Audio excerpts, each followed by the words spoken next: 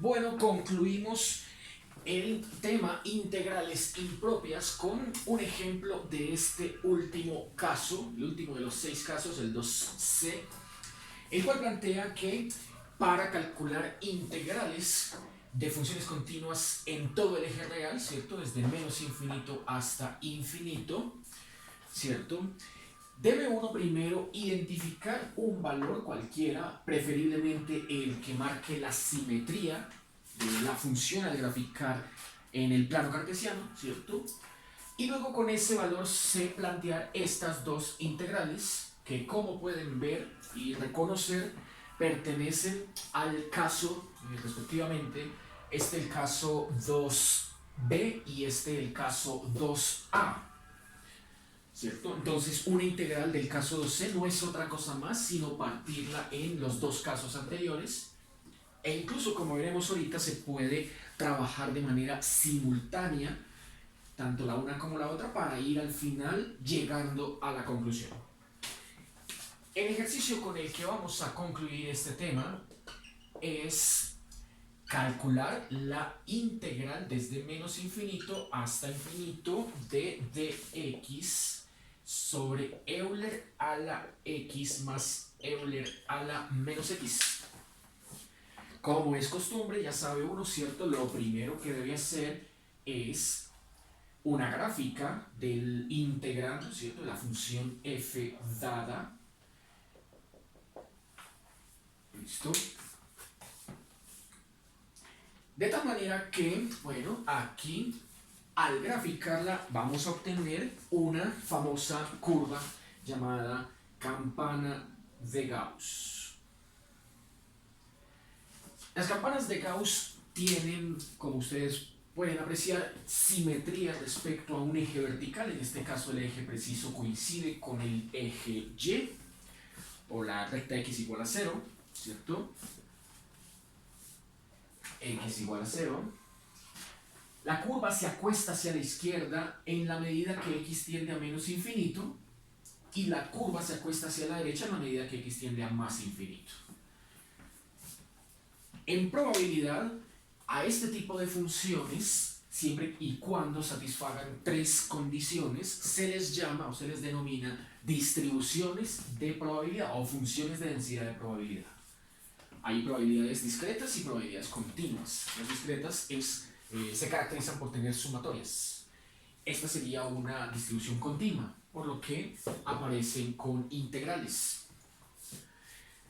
Si estamos hablando de probabilidades, fuera el caso, ¿no? Entonces tendríamos que el área bajo la curva, diga usted por ejemplo hasta este punto, ¿cierto? O sea, toda esta área hasta acá, posiblemente daría algún valor pequeño, diga usted 0.2. En probabilidades eso se interpreta como un 20% de probabilidad de ocurrencia de un evento. Si usted sigue haciendo el cálculo, pero ahora hasta llegar justo a la mitad de la curva, a la mitad izquierda, el cálculo de esta región, área bajo esta curva, correspondería precisamente al cálculo de este primer planteamiento, o sea, caso 2b, ¿cierto?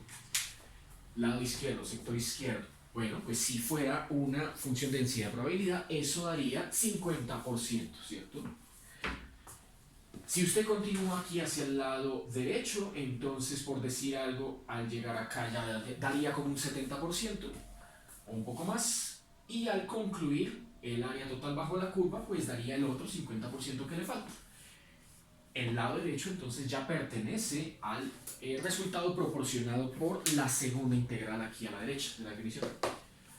Si es simétrica, entonces tanto la una como la otra tendrán que dar el mismo valor. Si no es simétrica, pues bueno, al final igual se suman los dos resultados para dar lo que nos están pidiendo.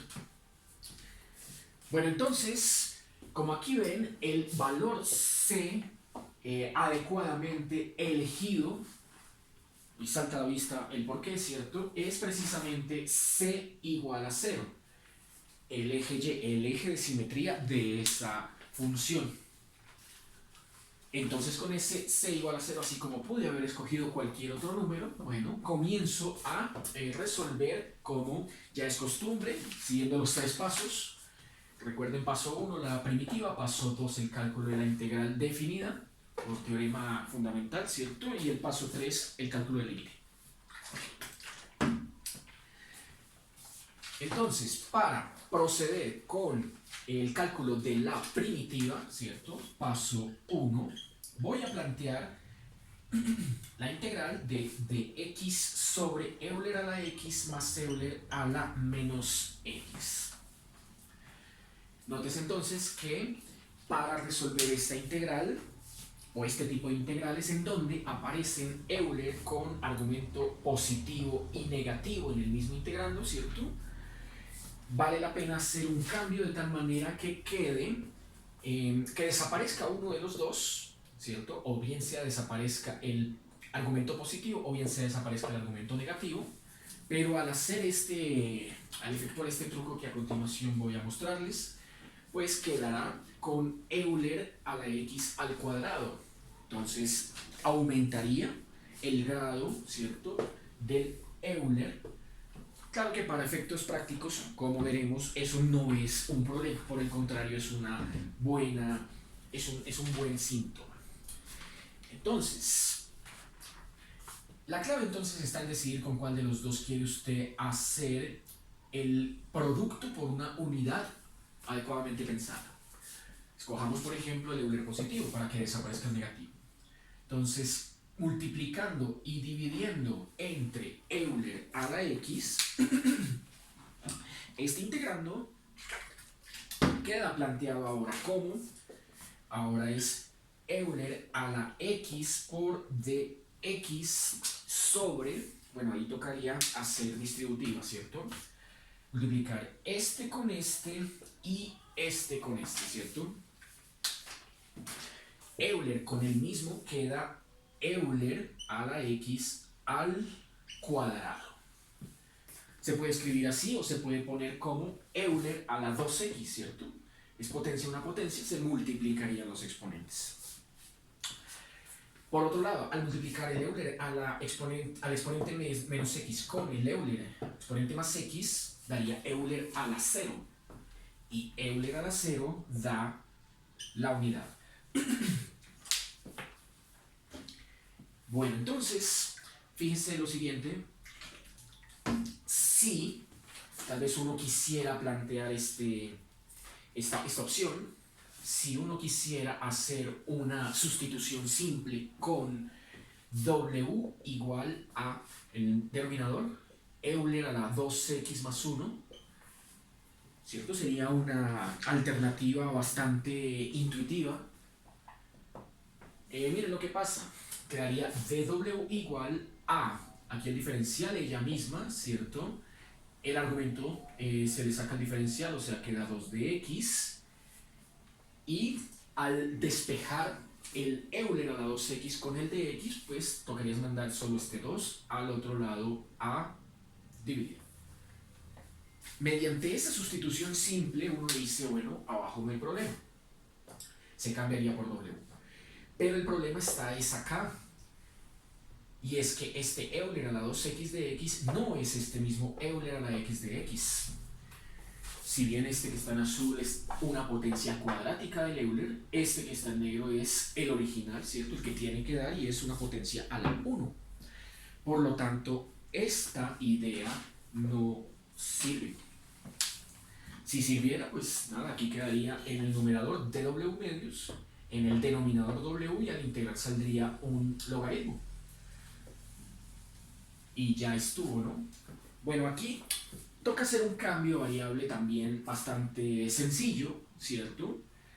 Porque el cambio que vamos a hacer es, hágase w, el que sí funciona, es w igual a Euler a la x. Si aquí está la 1 y aquí está la 2, pues escoja el de menor potencia, Euler a la x.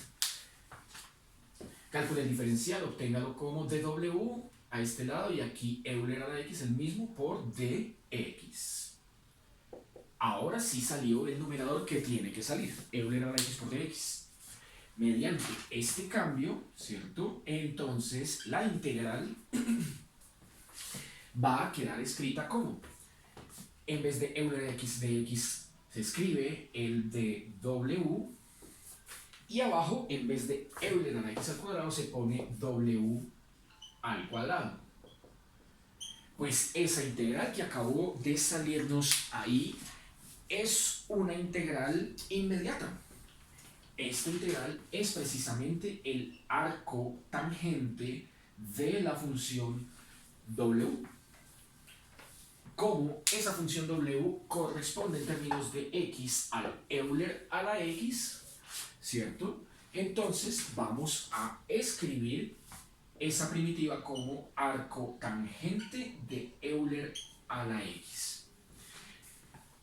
Y hemos encontrado pues la antiderivada.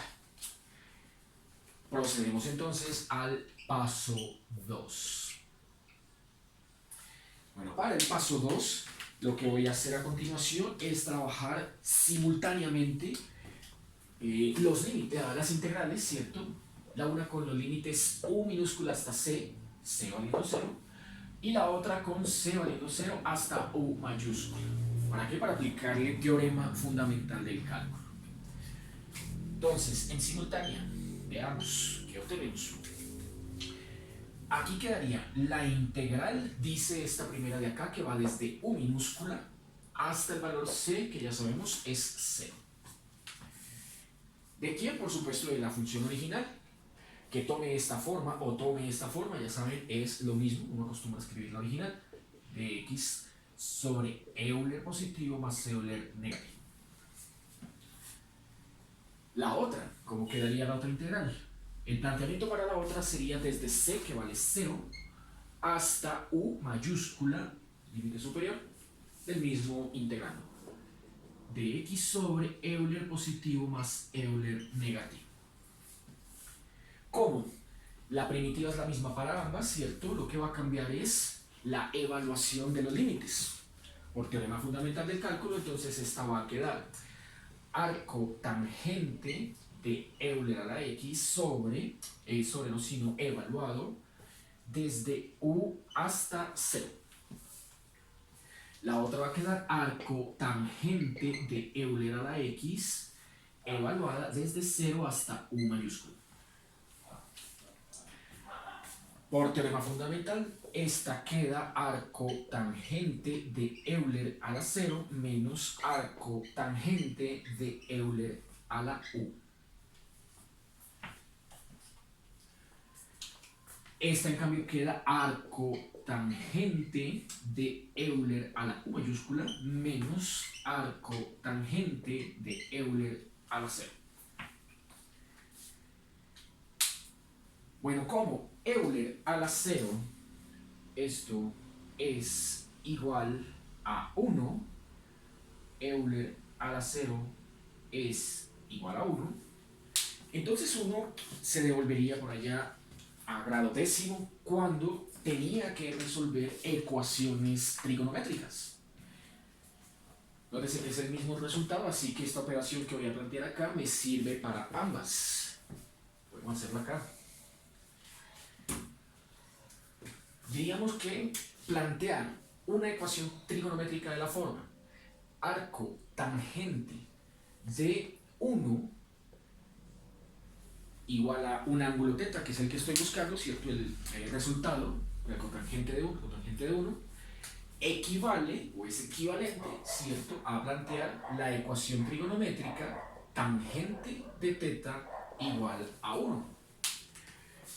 Recuerden que estas dos expresiones, la una se obtiene de la otra, esta se obtiene de esta, aplicando tangente al lado izquierdo y al lado derecho, ¿cierto?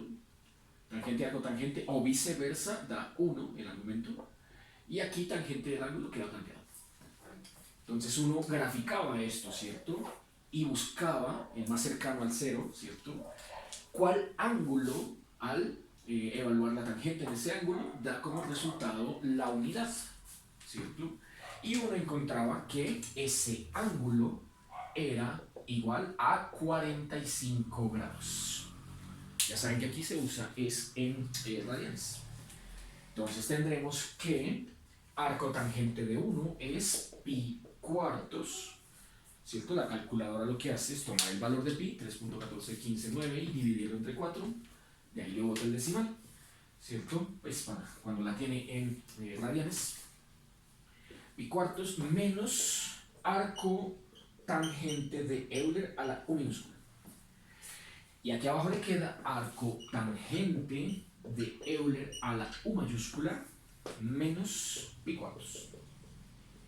Y en simultánea he obtenido los segundos pasos para tanto la una como la otra. Entonces, como ya se imaginarán, el paso 3 también en simultánea, ¿cierto? Es calcular los límites respectivos, ¿cierto? El uno menos infinito, el otro más infinito, para cada una de estas dos. Veamos entonces qué obtenemos. Bueno, borremos esto para que abra más espacio, ¿cierto? Que nos dé campito ahí, la gráfica sí, no, dejémosla. Y planteemos entonces el paso 3 en simultánea como. Por un lado, bueno, el lado de arriba corresponde a la de la U minúscula, y la de U minúscula es el límite cuando tiende al menos infinito. Límite cuando U minúscula tiende a menos infinito de esta integral. Desde U hasta 0, el integrando original. Ahí es donde llevaría esa primera mitad del cálculo. Con el de abajo, ¿cierto? Con el de abajo, entonces sería el otro. Límite cuando la U mayúscula tiende a más infinito de la otra integral, de abajo. La que va desde 0 hasta U mayúscula de el mismo argumento de x Euler a la x más Euler a la menos x. Significa entonces esto que toca aplicar el límite cuando la U minúscula tiende a menos infinito de este resultado que habíamos obtenido hace un instante acá. Pi cuartos menos arco tangente de Euler a la U. Y acá lo mismo entonces sería el límite cuando la U mayúscula tiende a más infinito del otro resultado, que es el que tenemos aquí en la parte de abajo. Arco tangente de Euler a la U menos pi cuartos. Con eso ya podemos borrar lo de abajo y escribir. Ya no hace falta así separado, sino podemos colocarlo todo en un mismo renglón. Entonces, unificamos, ¿cierto? Nos queda pues que ya sabemos la suma de este planteamiento, que es este lado izquierdo, más este otro planteamiento, que es este lado derecho, nos da la integral original. Esto implica entonces que nuestra integral original dada desde menos infinito hasta infinito, desde x sobre Euler a la x más Euler a la menos x, se compone como la suma de estos dos límites. Nótese que en cada uno de ellos es el límite de una suma, ¿cierto? Y aplicamos la propiedad de siempre, que el límite de una suma es la suma de los límites. O sea, hay que abrir aquí este paréntesis y escribir el primer término como límite cuando U tiende a menos infinito de la constante pi cuartos, que pues ya sabemos da la constante pi cuartos, menos el límite cuando U tiende a menos infinito de arco tangente de Euler a la U. Ahí quedaría entonces planteada la primera mitad. La segunda mitad sería estos dos, ¿cierto? Se suman. Más límite cuando U mayúscula tiende a más infinito del arco tangente de Euler a la U. Y menos límite cuando U tiende a infinito, más infinito, de la constante pi cuartos, que ya sabemos, la pi cuartos. Este también da pi cuartos. Bueno, entonces, ¿cómo resolver estos dos límites? Ambos tienen formas muy parecidas, ¿no? pero lo que cambiaría sería aquí la tendencia que es menos infinito y aquí la tendencia que es más infinito. Por lo demás, todo es igual. Arcotangente de un Euler con signo positivo el argumento. Tangente Euler, signo positivo el argumento. Bueno, hagámoslos entonces uno a uno. Empecemos este de acá, ¿cierto?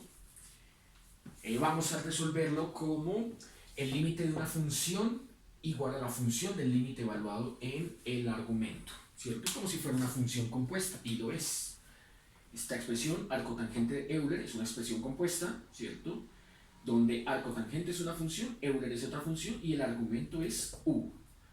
Entonces ahí lo escribiremos como arcotangente del límite cuando u tiende a menos infinito de Euler a la u.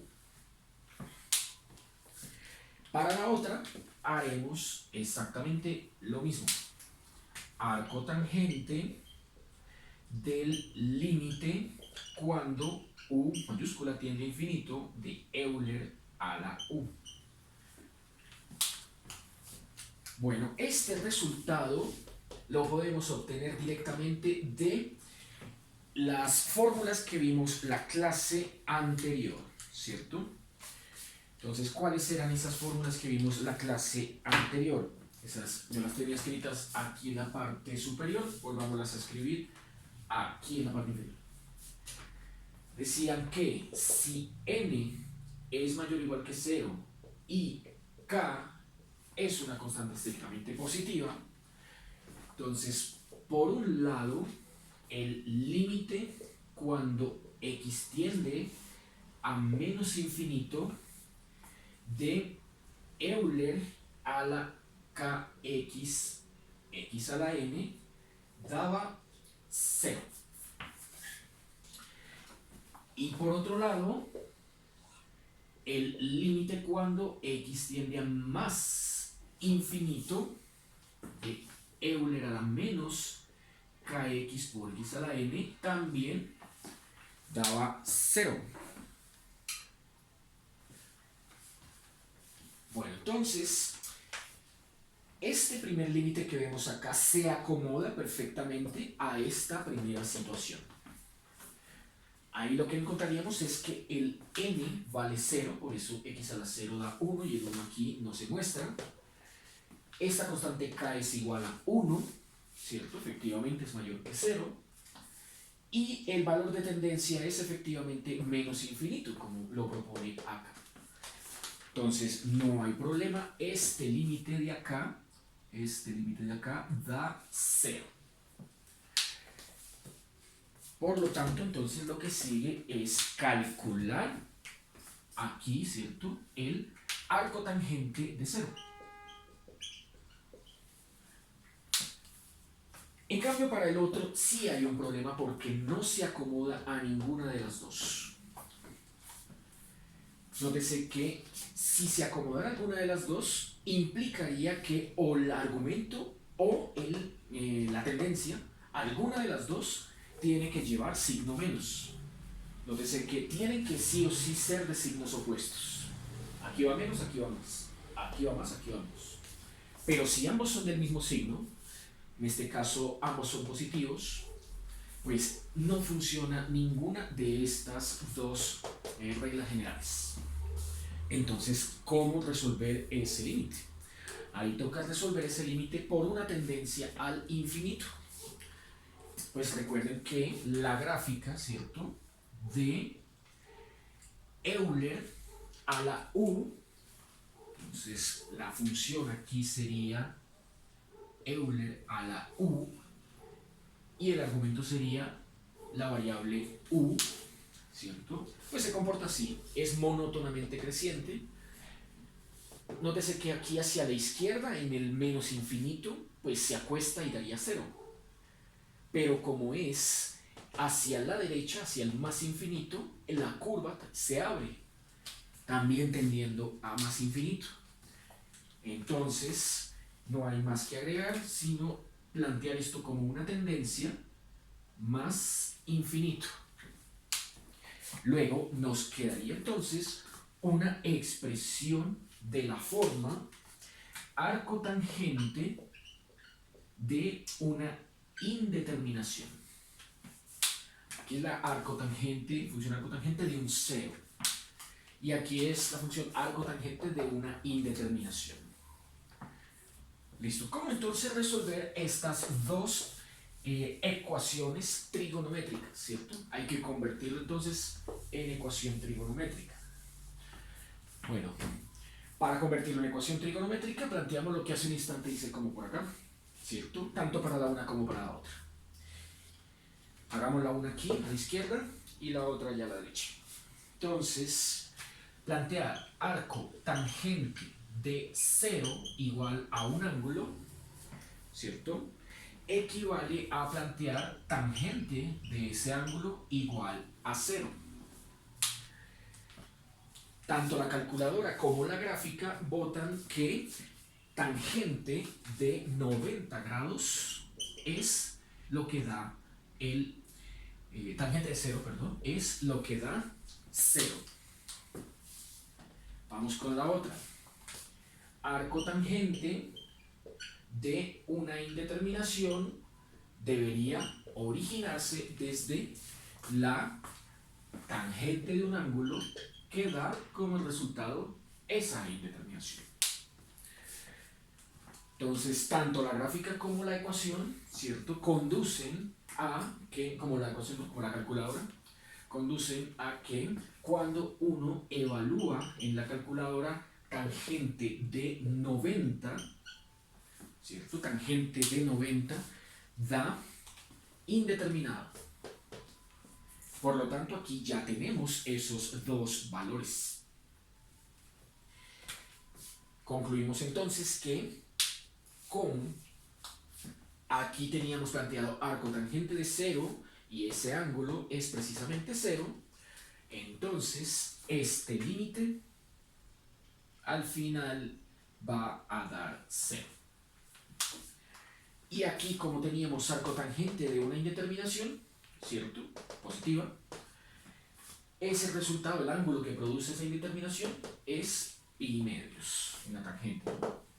Por lo que este límite va a dar pi medios. Bueno, entonces, conclusión. Borramos esto y veamos qué es lo que hemos obtenido. En conclusión, la integral desde menos infinito hasta infinito del dx sobre Euler a la x más Euler a la menos x nos dio. Primera integral, ¿cierto? Sería estos primeros dos resultados, paréntesis, pi cuartos menos 0, pi cuartos menos 0, más segunda integral, segundo límite de esta integral, entonces nos dan el tercer y cuarto términos. El primero dio pi medios, el tercero dio pi medios y el cuarto término dio menos pi cuartos.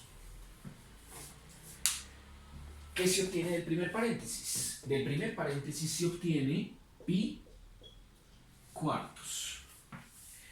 ¿Qué se obtiene del segundo paréntesis? Del segundo paréntesis se obtiene pi medios menos pi cuartos, también pi cuartos. Y al sumar dos veces pi cuartos, se obtiene pi medios. Entonces, el cálculo, el valor de esta integral es pi medios, ¿cierto? Si fuera en intensidad de probabilidad, pues no lo es. Tocaría entonces multiplicar la integral por el inverso de pi medios, o sea, por 2 sobre pi, para que al final se diera como resultado la unidad, ¿no? Densidad de probabilidad. Gráficamente, bueno, hemos encontrado que esta región que estamos aquí marcando a la izquierda nos ha dado como resultado un área de pi cuartos. Sería este de acá, ¿no? Y por supuesto, por la simetría, lo que uno esperaba y efectivamente se dio, que la otra mitad, la mitad de la derecha, pues también diera como resultado pi cuartos. Al sumar ambas cantidades que son la misma, pues da el área sobre la curva total. Con esto entonces hemos concluido el estudio de las integrales impropias. En las próximas clases ya vienen aplicaciones como longitud de arco, volúmenes de sólidos de revolución, vendrían en ¿qué más? Trabajo, presión de un fluido, momentos, primeros momentos, segundos momentos o momentos de inercia, ¿cierto? Bueno, por ahora esto ha sido todo, nos vemos la próxima clase.